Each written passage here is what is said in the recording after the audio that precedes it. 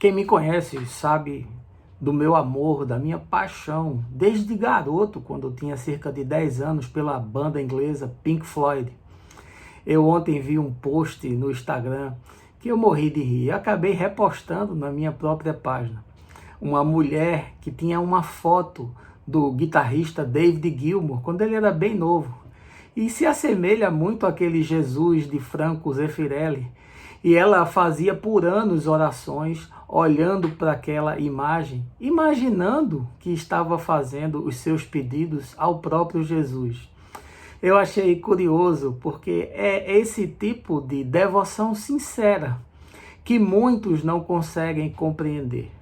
Esse tipo de idolatria do coração não vai fazer jamais que essa prece seja desprezada. Você acha mesmo que Deus não compreende a limitação do indivíduo? Que Deus não entende a limitação, inclusive por vezes cognitiva da pessoa? Não, por favor. Esse tipo de oração Deus jamais vai desprezar. Deus não tem nenhum tipo de complexo. Deus não sofre de nenhum tipo de autovisão. Deus sabe quem é e sabe quem somos. E por isso ele recebe toda a expressão de gratidão, ainda que por vezes ela não venha da melhor forma.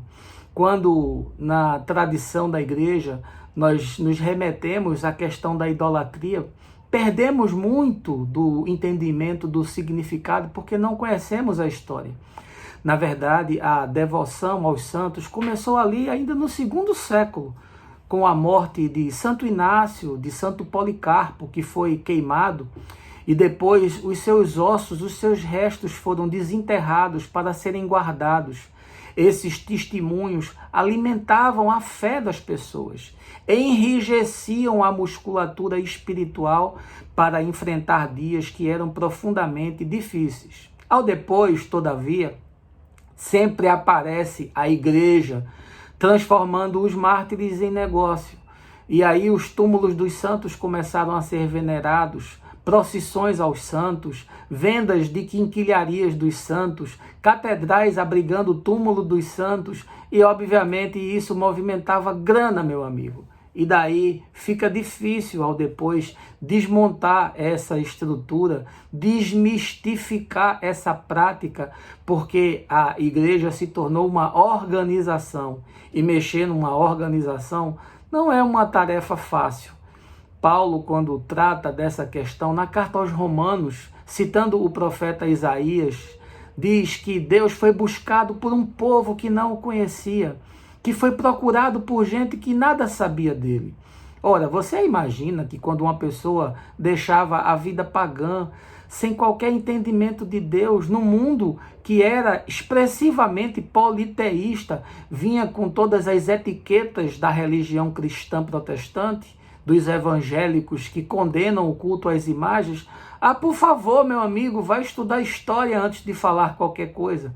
Por isso que nas cartas doutrinárias, Paulo tenta convencer as pessoas a largar as antigas convicções. Na carta aos Colossenses, por exemplo, ele fala para não se preocupar com os usos e costumes do ascetismo, não toque nisso, não olhe aquilo, não se aproxime daquilo outro. Ele diz, olha, isso não tem qualquer poder.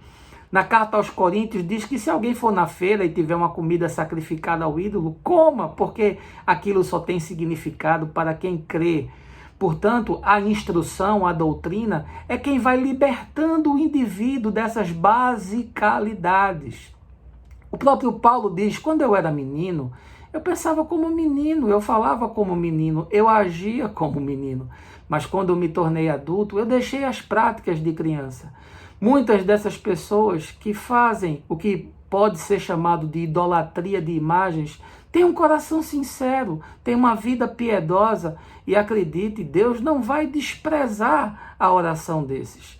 Nós sabemos que não há intermediários entre Deus e os homens a não ser Jesus, mas eu tenho a convicção de que Deus conhece o coração das pessoas. Agora, aqueles que fazem da idolatria uma prática perversa e que se locupletam da ingenuidade do povo, esses sim terão que se acertar no último dia diante daquele que é o único digno de ser adorado. Eu continuo gostando do Pink Floyd. Não faço culto ao David Gilmour, mas os solos da sua guitarra certamente embalam o meu coração. Eu prefiro esse tipo de idolatria, entre aspas, sincera, que revela amor a Deus, do que a prática de muitos que com a sua boca falam de Deus, mas com suas vidas negam o Evangelho.